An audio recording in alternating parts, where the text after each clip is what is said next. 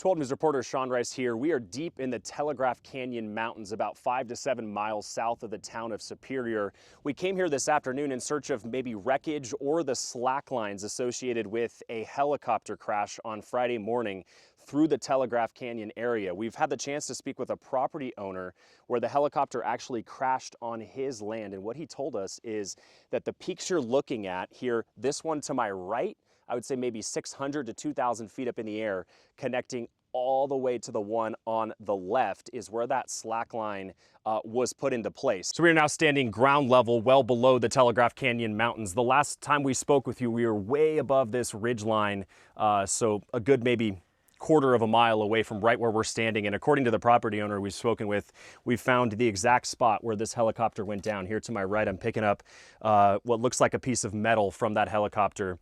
Very large piece, still here after the federal investigators have been here for well over 48 hours. It's now 72 hours after this helicopter went down. As you walk with me through these rocks right here, we've seen that this is really the exact spot. There is small pieces of evidence all throughout this area.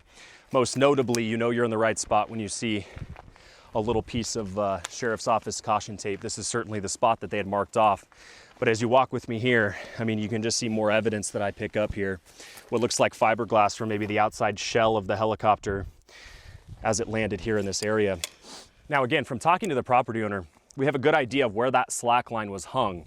He's told us it was from this ridge line up here, strung all the way straight across this canyon to well over that direction. So again, that looks like a kilometer to me. That's what the FAA has told us, is that they applied for a notice to air traffic that the slack line would be a kilometer in length.